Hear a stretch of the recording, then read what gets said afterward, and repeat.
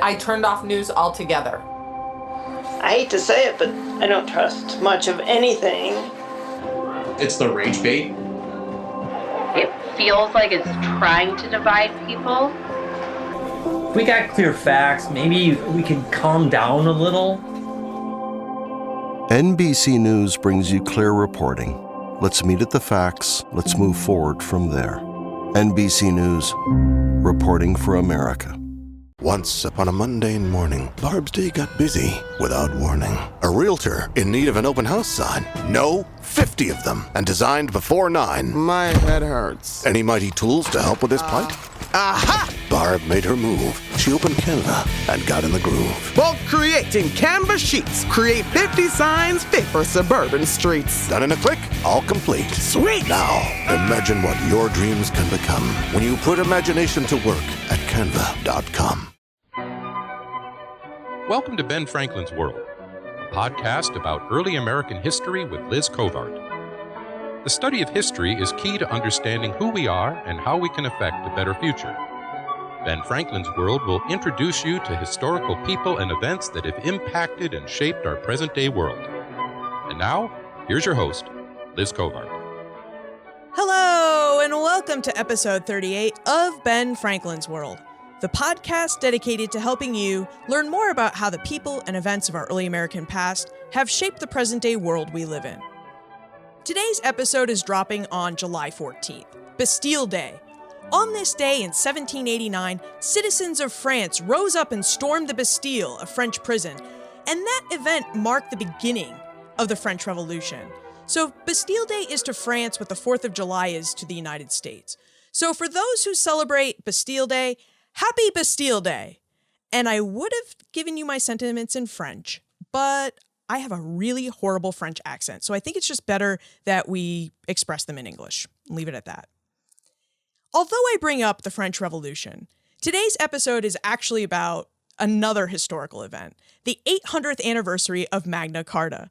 So in this episode, we're going to chat with Carolyn Harris, an historian of European monarchy and the author of Magna Carta and Its Gifts to Canada, Democracy, Law, and Human Rights. Carolyn is an expert on Magna Carta and on the history of royal families in England and elsewhere in Europe. So needless to say, we're about to have a pretty broad-ranging conversation about Magna Carta. During our conversation, Carolyn reveals what Magna Carta is and why it was created in 2015, the 4 key principles contained in the Great Charter, and how Magna Carta influenced the American Revolution, the development of constitutional monarchy in Canada, and whether the ideas of Magna Carta are still relevant in our 21st century. Now, I hope you're ready for some time travel because this episode is about to cover 800 years of history. But before we go back in time, I have a little acknowledgement to make. I had a technical snafu in this episode, which means Carolyn's copy came out fine, but every question I asked was backgrounded with static. It was too staticky to air, so I went through and I copied all of my comments verbatim and re-recorded them. So if something sounds a little bit red, that's because it is red. I tried to really get the essence of what I said to Carolyn perfect so that her responses would line up. So that's on me. I apologize for that. I'm going to be extra careful as I record in the future. Okay, with that acknowledgement out of the way, let's get to it. Let's go back 800 years of history. With tidings and wisdom to share about our early American past, here is this week's special guest. Today's guest is an historian of European monarchy based in Toronto, Canada, where she teaches at the University of Toronto School of Continuing Studies. She is a regular commentator on royal history and the British royal family for Canadian television and radio outlets. She is also the author of numerous articles, book chapters, and a book, Magna Carta and Its Gifts to Canada, Democracy, Law, and Human Rights. Carolyn Harris, welcome to Ben Franklin's World. Great to be here. Carolyn, we are excited to have you join us today so we can learn more about Magna Carta, which is celebrating its 800th birthday this year in 2015. Would you tell us what Magna Carta is and why English-speaking nations around the world are celebrating the 800th anniversary of its creation? Well, Magna Carta is a charter of liberties that was imposed on King John of England by his barons on June 15th, 1215. And it's the first example of an English monarch accepting limits on his power imposed by his subjects.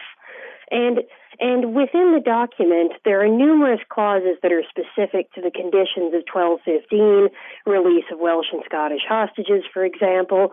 But there are also embedded in this document clauses that have stood the test of time, the foundation of the English common law system in use throughout the English-speaking world, of there being a degree of due process and freedom from arbitrary rule, that's embedded in Magna Carta, and the idea of there being checks and balances on the state. Is this the same King John of Robin Hood fame? Yes, this is the same King John of Robin Hood fame. In the Robin Hood legends, he's Prince John scheming away home in England while his elder brother, King Richard, was on crusade, and then King Richard was taken captive on his way home from crusade. And so this provided an opportunity for John to attempt to expand his power. Historically, Prince John teamed up with King Philip II of France in order to invade his brother's lands. The Robin Hood legends in the past have been set in numerous different reigns, but by the 19th century, the Robin Hood legends were quite firmly set in King Richard's reign with this crusading heroic elder brother and the younger brother who's rather a sniveling villain. And this image has been reinforced by numerous Robin Hood films over the course of the 20th and now the 21st century that we see John being portrayed in popular culture as not just a villain, but a sniveling villain, who's quite cowardly and easily overwhelmed when his brother finally returns from crusade. So for many people, this is the image they have of John as prince and king, is the villain of the Robin Hood legends. Is that an accurate image of King John, or has it been embellished over the last 800 years? Well, it's accurate in the sense of getting the sense of how John was very unpopular in his own time. These are the conditions that lead to Magna Carta. So the fact that he's portrayed unfavorably in popular culture depicts the fact that he was seen unfavorably in his own time. But the portrayal of him as a rather sniveling villain is not necessarily historical. As in 1215, he was viewed as a really a great threat to the prerogatives of the English barons and to English laws and customs. So he was seen as a very real threat to the law of the land, not as this rather comic, sniveling figure that he's gone down in history as. From your description, King John does seem like a monarch that needed to have his powers checked. And I wonder if you would tell us who decided to check his powers. Who wrote Magna Carta? And why did they feel like England in general needed a great charter in 1215? Was it just because of King John, or were there previous kings or future kings that they worried about? Well, certainly for King John's barons, there was a sense, not that they were revolutionaries who were insisting that King John apply himself to new laws. They saw themselves as very conservative in a sense, that they were holding King John to the established customs and laws of the land. Previous monarchs, since the Norman conquest of 1066, had issued coronation charters that had stated what they would do during their reign, that they would uphold the rights of the church, the rights of the barons. If we look at the coronation charter of King Henry I, for instance, the dates from the year 1100, we see a structure very similar to Magna Carta. It begins with freedom for the church, inheritance rights for the barons. There's a reference to respecting the laws of the land. There's even the inheritance rights for noble widows and freedom from forced remarriage that we also see in Magna Carta. So there was this long tradition of previous monarchs having issued charters stating that they would respect the laws of the land and the rights of the church and the nobility.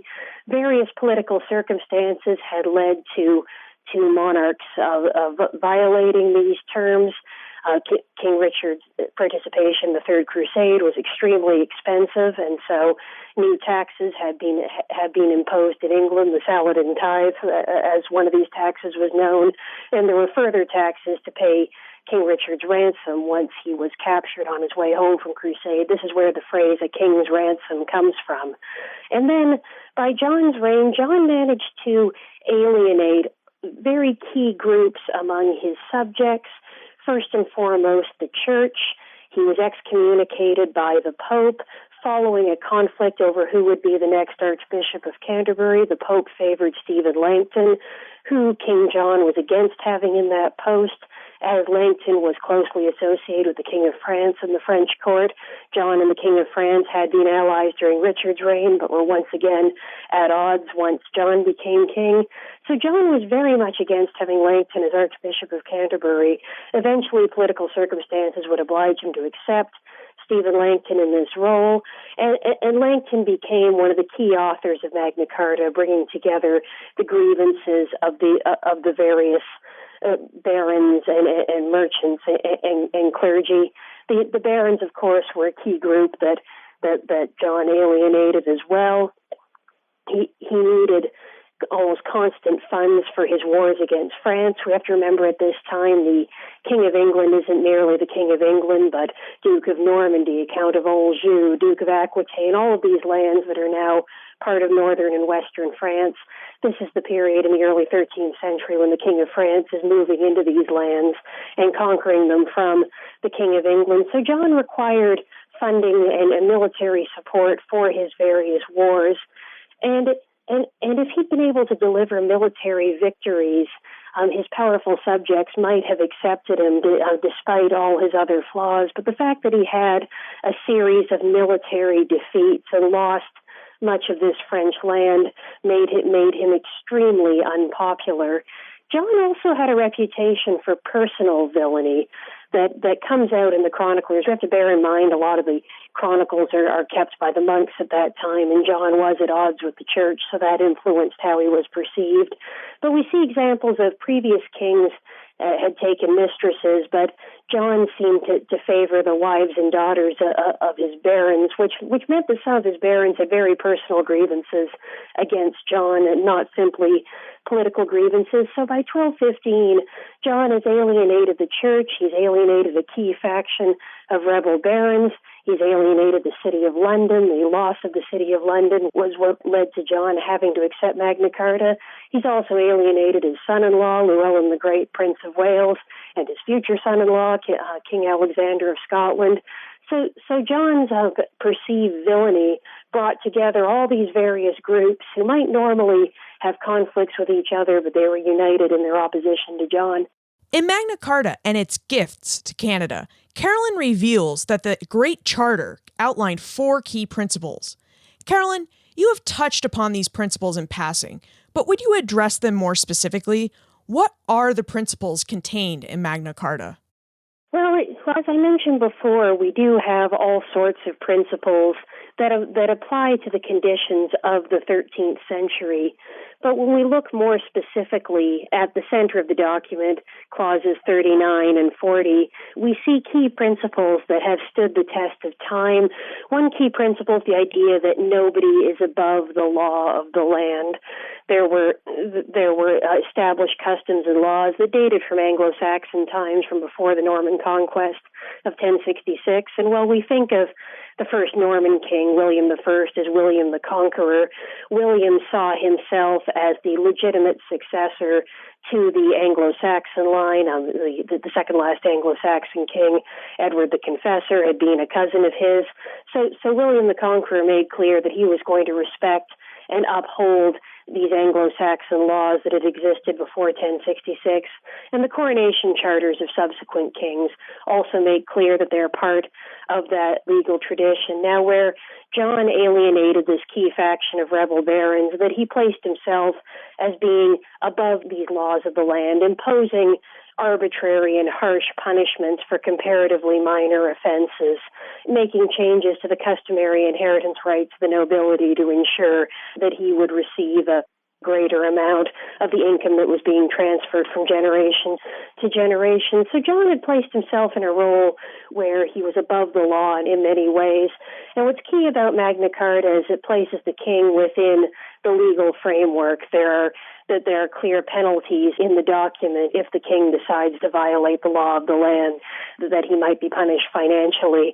And this continues over the course of the 13th century with the development of Parliament, the idea of there being all these outside checks and balances on the monarch's rule to ensure that the monarch obeys the law of the land. We also see the right to judgment by one's peers. This is another idea that had been alluded to within the earlier coronation charters. Because of the feudal system that existed at this time in England, the entire noble class was expected to have a working knowledge of the law, as they would be presiding over manorial courts and judging disputes among the peasantry that worked on their land.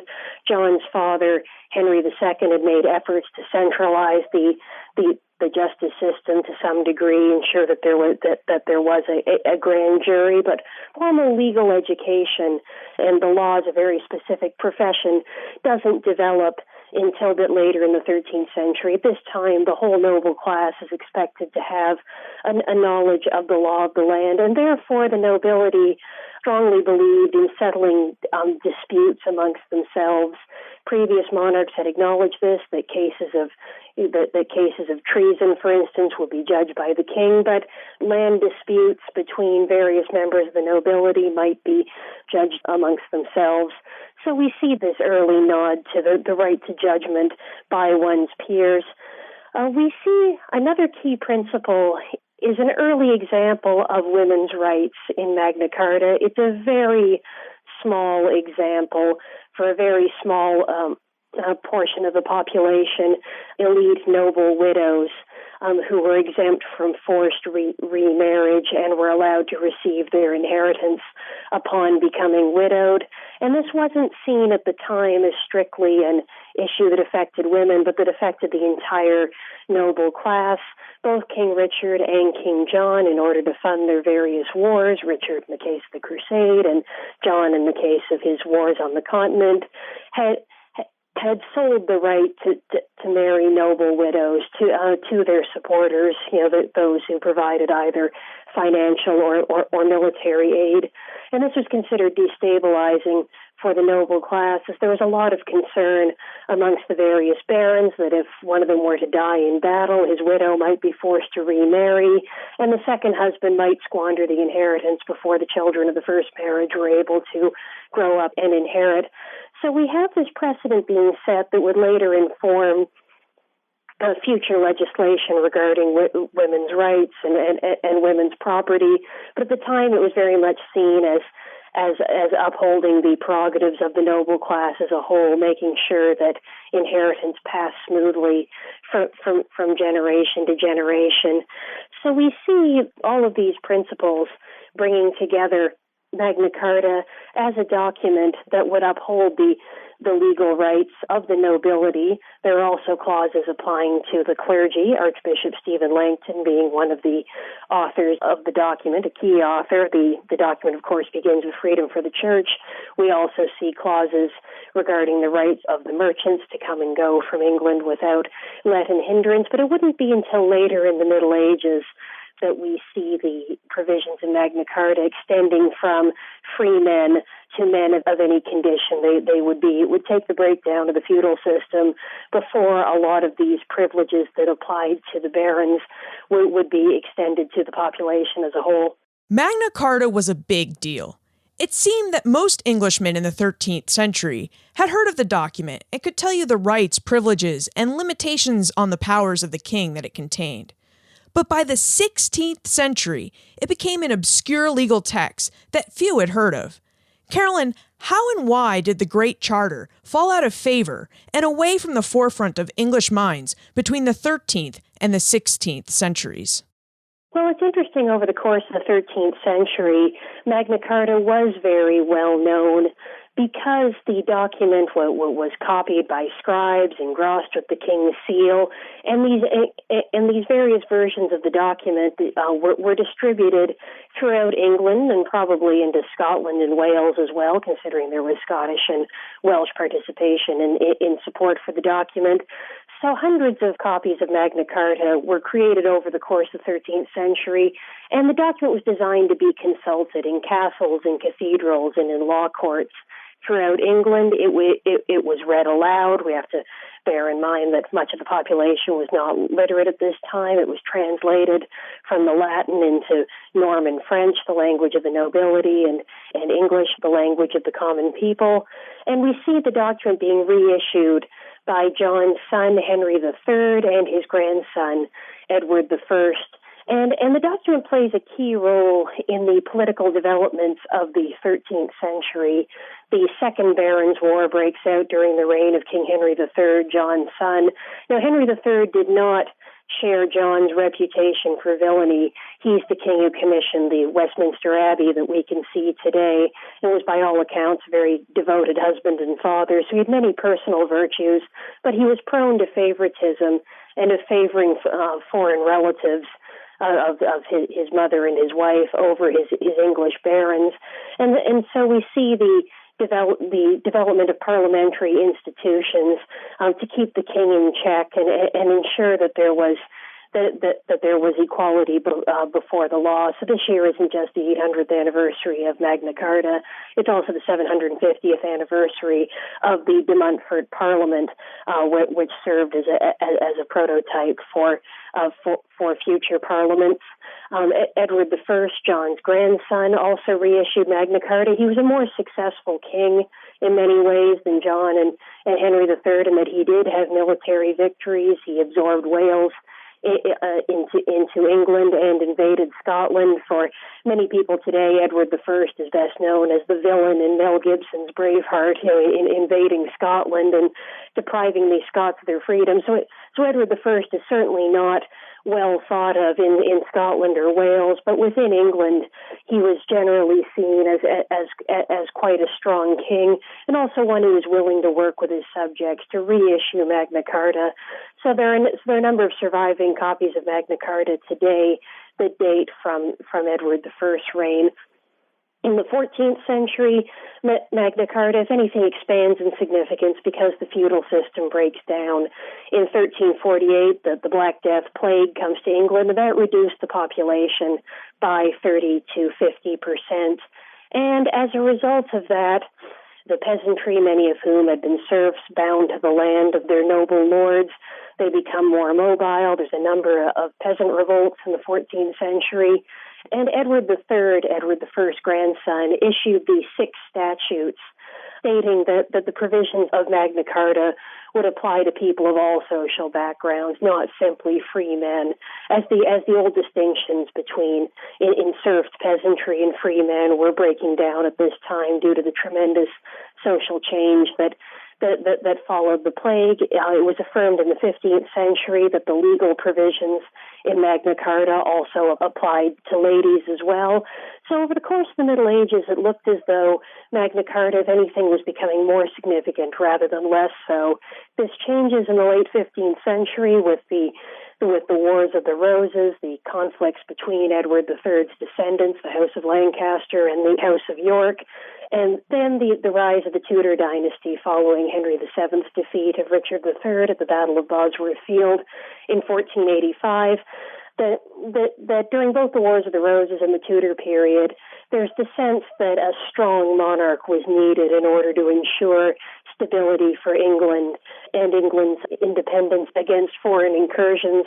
So the invention of the printing press, for instance, that should have led to Magna Carta being spread further than ever. Instead, we see the earliest versions of Magna Carta that are being printed in volumes of legal documents. Magna Carta had become a comparatively obscure legal text. It wasn't being reissued by the various monarchs in the Tudor period as it was in medieval times. By the time William Shakespeare is writing his play King John during the reign of Elizabeth I, the granddaughter of Henry VII and daughter of Henry VIII, we don't see a single reference to Magna Carta in this play, and that seems rather shocking. It's like writing a play about George Washington and leaving out the American Revolution. There's something key that's missing there.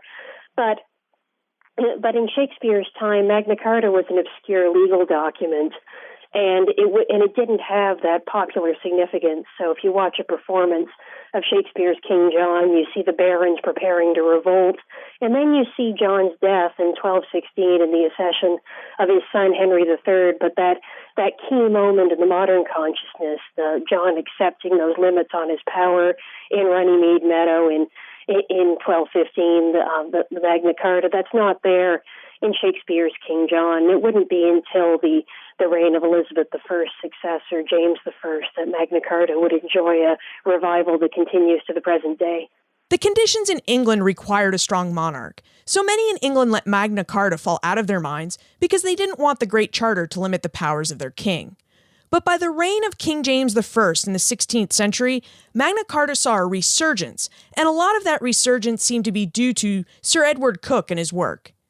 Carolyn, I wonder if you would tell us who Sir Edward Coke was and how he helped revive knowledge of and adherence to the ideas of Magna Carta. Well, first I should note that not all English people in the 16th century had forgotten about Magna Carta. There were attempts to revive the document before Sir Edward Coke's time. Thomas More, for instance, Henry VIII's chancellor, tried to argue the provisions regarding freedom of the church in order to resist the introduction of Protestantism in England during Henry VIII's reign and the establishment of the Church of England. Now, on the one hand, Henry VIII, considered himself an intellectual and took an interest in the law and applied a semblance of legal proceedings to many of the things he did.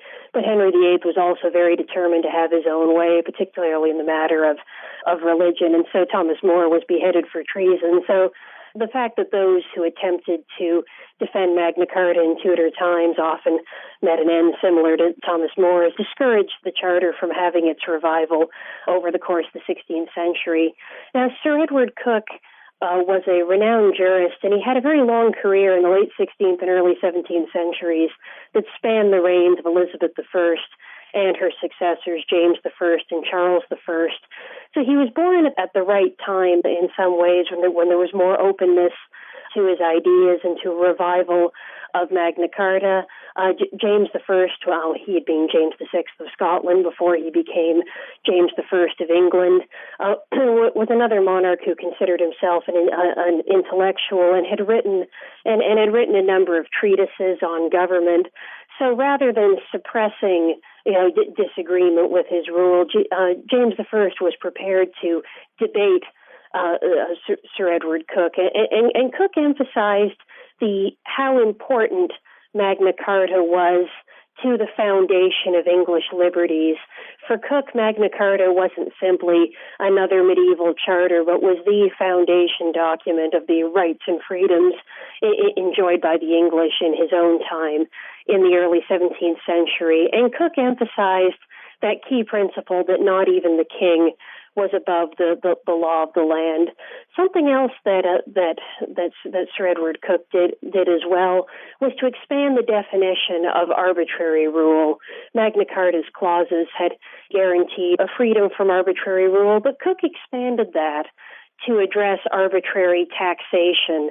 And this particularly became significant during the reign of James I's son, Charles I, who was not as inclined to debate ideas as his father had been. Charles I saw himself as an absolutist monarch, similar to what was happening in France, and was determined to have his own way. So in many senses, the apogee of Sir Edward Coke's legal career was authoring the Petition of Right in 1628, which attempted to limit Charles I's powers and expanded that definition of arbitrary rule to include freedom from arbitrary taxation. Now, in a more global sense, Sir Edward Coke's ideas spread in that he was involved in authoring the founding charter of the state of Virginia, for example, so his ideas made it to the 13 colonies that way. And Coke also wrote the law textbooks, the institutes of laws at that time that were studied by Thomas Jefferson and James Madison. So when we think of the significance of Magna Carta today, often we're thinking of Magna Carta through the lens of Cook's commentaries, which in many ways came to be seen as more significant in a global context than the original document itself. So Cook had a very long and prominent legal career at the same time that the English-speaking world was expanding and Cook's ideas spread with this age of exploration. Thank you for all of this background information on Magna Carta, why it was created, and how it was applied. Now let's jump forward a bit and look at its legacy. In 1763, King George III issued the Royal Proclamation of 1763. The proclamation sought to bring peace to North America by preventing colonial expansion west of the Appalachian Mountains. In the United States, we tend to view this proclamation as problematic. It was one of the causes of the American Revolution. However, when I read Carolyn's book, Magna Carta and Its Gifts to Canada, I learned that Canadians view the Proclamation of 1763 more favorably and as the Indian Magna Carta. Carolyn, how did Magna Carta inspire the Royal Proclamation of 1763? And why do you think Canadians view the proclamation in a positive manner, and Americans tend to see it in a more problematic or negative light? Well, it's interesting. We look at the Royal Proclamation of 1763. It's one of those key moments where American and Canadian history diverges and goes down very different paths. The proclamation came out of the 7 Years' War, and Britain had conquered much of French Canada and absorbed Quebec. And King George III wanted to be able to bring his troops home and not have to keep a constant military presence in order to defend these new acquisitions. So George III came to terms with his native allies through the Royal Proclamation of 1763, and also with French Canada, or what had been French Canada, through the Quebec Act of 1774. And it's interesting the way the Royal Proclamation in particular is viewed in Canada and the United States. For George III's native allies, the Royal Proclamation was a key example of the Crown serving as a protector of the First Nations and upholding their land rights. Land transfers were to go through the Crown. The Royal Proclamation limits private land sales that were often seen as exploiting Native people. And also, and this is key when we look at the American Revolution, limiting European settlement, that the land west of the Appalachians was to be Indian territory. And that was extremely controversial in the 13 colonies, which had a much higher population and more arable land than the regions that are now Canada. And there was a lot of pressure. There was a lot of pressure for expansion.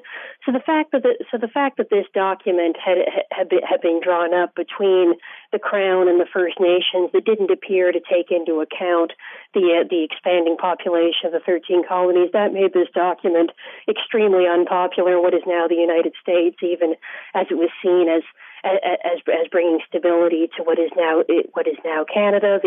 The Royal Proclamation celebrated its 250th anniversary a couple of years ago, and it's enshrined in the Canadian Charter of Rights and Freedoms that nothing in the Charter will abrogate the rights provided by the Royal Proclamation of 1763. So this is still very much a living document in Canada. Regarding the relationship with Magna Carta had set a framework in terms of there being accords between the king and various groups of inhabitants of the monarch's kingdom. And so we see Magna Carta serving as a framework for both the Royal Proclamation and other accords with First Peoples around the world. In New Zealand, for instance, the Treaty of Waitangi that gave birth to the modern state of New Zealand, what was an agreement between the Crown and the Maori people there.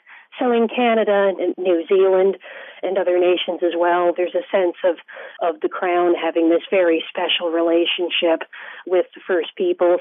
Of course, as you mentioned, this is not how this was perceived in the 13 colonies, and the Royal Proclamation was seen as an impediment to growth rather than providing a fair deal to the native allies of the British.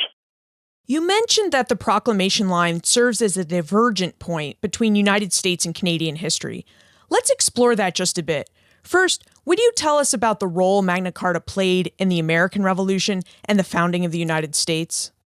Well, when we think about Magna Carta's role in the American Revolution, it's important to emphasize that often it was Cook's commentaries on Magna Carta rather than the document itself that was playing a very key role in the American Revolution. That Thomas Jefferson, for instance, wrote to James Madison, and he was praising not Magna Carta itself, but Cook's work on Magna Carta, stating a sounder Whig never wrote, nor of profounder learning in the orthodox doctrines of the British Constitution, or in what were called English liberties. And of John Leland, a Baptist minister, wrote in 1794, "There's no constitution in Britain, although they consider the 72 articles of the Magna Carta the basis of their government, yet from that basis they've never formed a constitution to describe the limits of each department of government, so precedents and parliamentary acts are all the constitution they have." So the idea that Magna Carta was this foundation document that guaranteed equality before the law and liberties, including, as Cook interpreted it, freedom from arbitrary taxation, inspired many of the key figures in the American Revolution.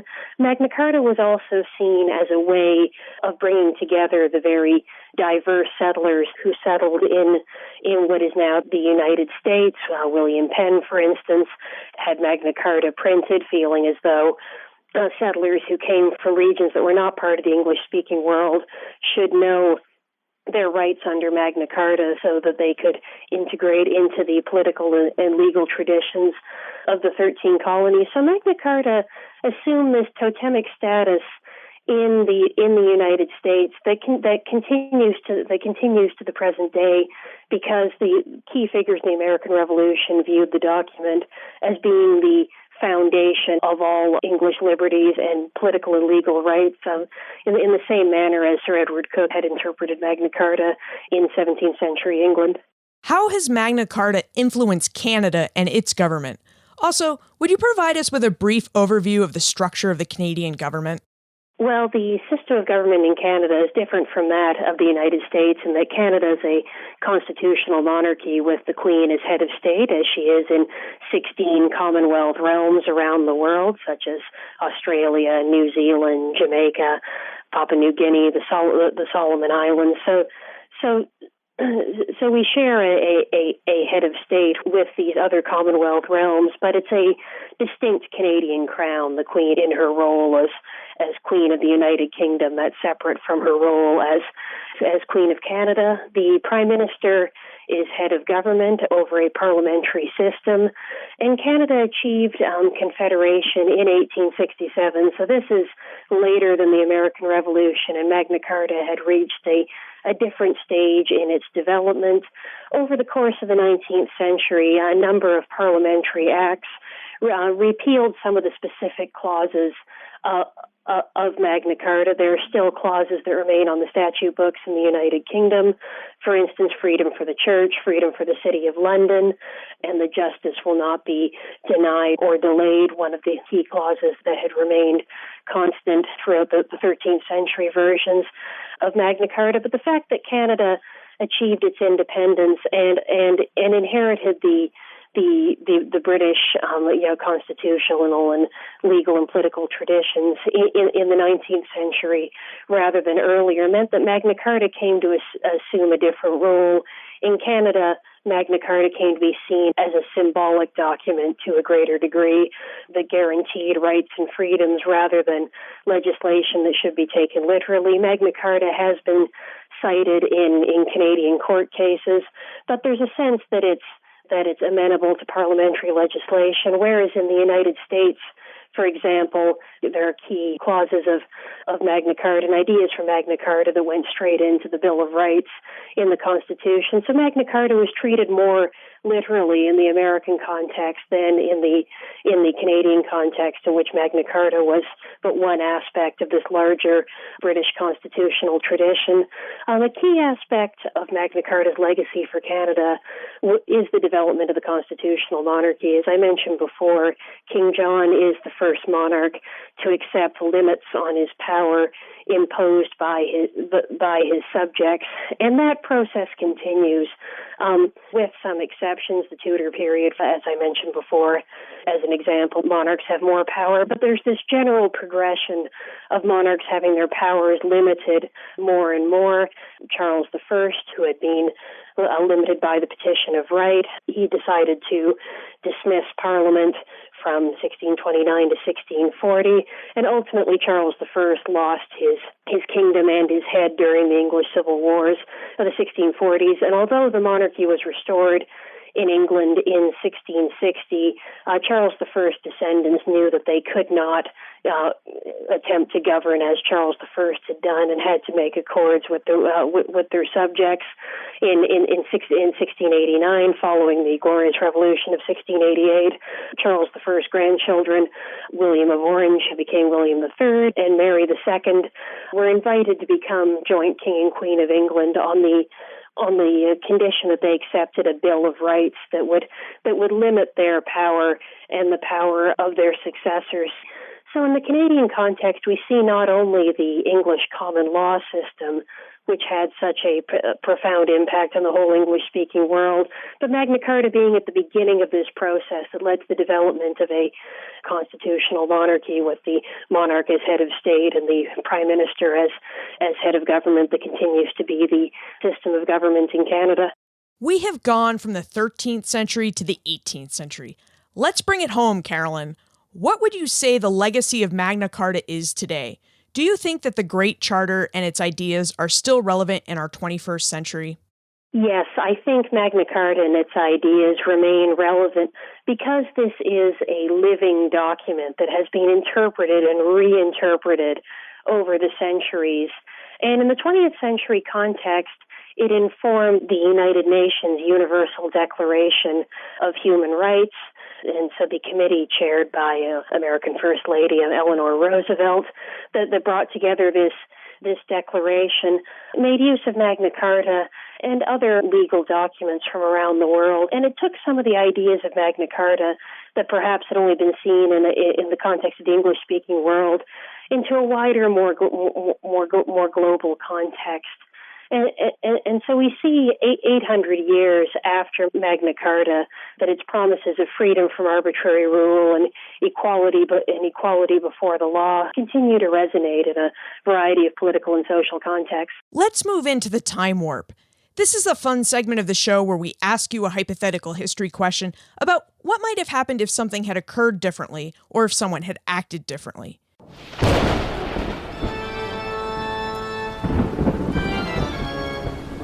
The time warp. Historians can't predict the future, but they can speculate about what might have been. Carolyn, in your opinion, what might have happened if Sir Edward Coke had not revived memory of Magna Carta? How would the histories of England, the United States, and Canada be different today? Well, it's difficult to argue a counterfactual, particularly as Coke was not the only legal scholar in the early 17th century writing about Magna Carta. There were other lawyers at the time who were writing about this, but Coke's very significant in that he takes the ideas of Magna Carta into the political realm in terms of limiting Charles I's powers and contributing to the development of the 13 colonies. So I think that without Coke's commentaries on Magna Carta, that various political movements over time, whether it was the English Civil Wars or the American Revolution, would have been deprived of a great deal of historical legitimacy, that both those who opposed Charles I during the English Civil Wars and those who opposed George III during the American Revolution emphasized that they were defending centuries-old rights And without Cook's commentaries on Magna Carta, that historical legitimacy, might have been missing from their arguments. Canada and the United States. Two different nations, but we share Magna Carta. And of course, in the United States, we're spoiled because we have our own copy of Magna Carta, which the National Archives keeps on display in the National Archives Museum in Washington, D.C. However, in 2015, Canadians and anyone visiting Canada can see a copy of Magna Carta, which is touring the nation. Carolyn, would you tell us which copy of Magna Carta is touring Canada and where and when we can view it? The version of Magna Carta that's currently touring Canada is from Durham Cathedral's collection, and it was issued during the reign of John's grandson, Edward I. His barons were adamant that they would not support his Scottish campaign, and yes, unless he reissued Magna Carta. So the Magna Carta of 1300 is touring Canada. It's currently in Ottawa at the Museum of History, and then it will be traveling to Winnipeg and later in the summer to the Human Rights Museum, and then to Fort York here in Toronto in the fall, and then to Edmonton. So the touring Magna Carta will be visiting 4 Canadian provinces over the course of the tour. Is there a website where we can go and learn more about Magna Carta's Canadian tour? Yes, magnacartacanada.ca has the full schedule of the Canadian Magna Carta tour. Fantastic. Before we conclude, would you tell us about your second forthcoming book, Queenship and Revolution in Early Modern Europe, Henrietta Maria and Marie Antoinette? Yes, my second book is going to be based on my PhD dissertation that looked at the role of the Queen during the English Civil Wars and the French Revolution. Now, I discussed these two events in my Magna Carta book, as they were both informed by Magna Carta in various ways. But in my second book, I'm going to look at how the Queen, Henrietta Maria, in the case of the English Civil Wars, and Marie Antoinette in the case of the French Revolution, was perceived as a wife, mother, and head of royal household, and how often opposition to the king was expressed by delegitimizing the role of the Queen, her being seen as a wicked advisor. And I also look at how these various queens tried to fight back against their poor reputations, that they weren't simply passive figures who had these bad reputations projected onto them. They both tried with limited success to project their own ideas of being the good wife and the good mother and the good royal consort, contributing to the ideological debates of their era. So the second book will look at Queen Henrietta Maria and Queen Marie Antoinette as wives, mothers, and heads of royal households, and the role of their reputations during the English Civil Wars and the French Revolution. When will that be available? That'll be available November 5th of this year. Well, congratulations on your second forthcoming book launch. Oh, thank you. It's been a busy year. Where is the best place for us to look for more information about you, your work, and how to get in contact with you? Well, my website, royalhistorian.com, contains links to my various articles and book chapters and updates about my book projects. I'm also on Twitter at Royal Historian and on Facebook as Carolyn Harris Author. So I'm all over the internet and always glad to receive questions from readers. We'll have links to Carolyn's various websites and social media handles on the show notes page for this episode, along with links to Magna Carta Canada and the U.S. National Archives Museum, so you can find more information about how you can see Magna Carta in person.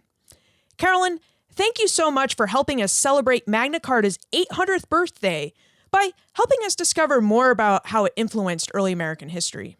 Thank you. I can't believe we just did that. We just covered 800 years of history in about 45 minutes. This seems like a big accomplishment, so go ahead and give yourself a pat on the back. Now, it might seem odd that a podcast about early American history just spent about a half an hour investigating the English Middle Ages. But as Carolyn revealed, Magna Carta was a really important document here in North America. Magna Carta helped inspire and influence the way that the Founding Fathers framed and shaped the governments in both Canada and the United States. I also think our 800-year odyssey was an important one to make, Because on this podcast, we spend a lot of time talking about how the 17th, 18th, and 19th centuries have impacted and shaped our present-day 21st century. Well, guess what? The Middle Ages helped impact and shape the 17th, 18th, and 19th centuries we discovered. So in a very long 800-year kind of way, the Middle Ages has shaped our present-day world. And I think it's important that we see that continuity here in history. You can find more information about Carolyn, her book, Magna Carta and Its Gifts to Canada, and everything we talked about today on the show notes page for this episode, benfranklinsworld.com/038.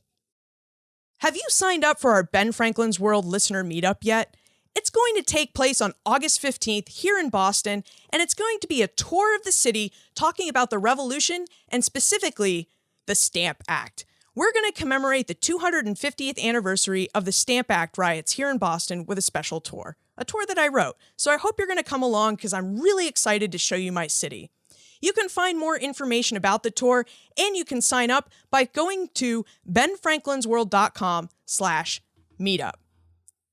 Now, I know I have way more people downloading this podcast than are in Poor Richard's Club, and it's fine if you don't want to join. But if you've been meaning to join Poor Richard's Club so you can hang out with me and all our other friends that love history, well, you could text BF World to 33444 and sign up for the Franklin Gazette right on your cell phone. That's right, you can do that. 33444, text BF World, and you'll have the opportunity there to get access to Poor Richard's Club, our social community on Facebook, and you'll also get the Franklin Gazette, which will put every week's show notes right in your inbox, so you won't even have to visit all those URLs that I give you.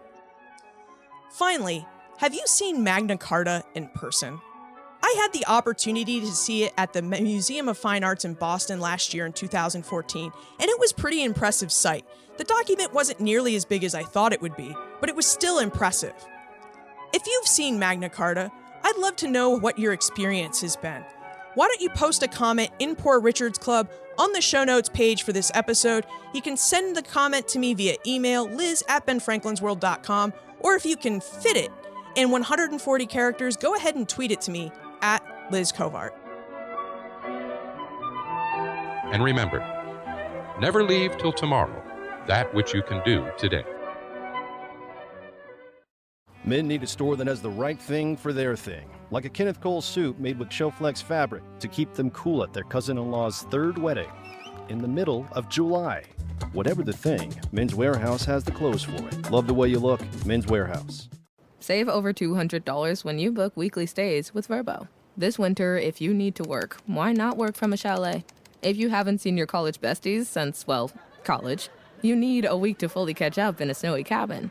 And if you have to stay in a remote place with your in-laws, you should save over $200 a week. That's the least we can do. So, you might as well start digging out the Long Johns, because saving over $200 on a week-long snowcation rental is in the cards. Book now at Vrbo.com.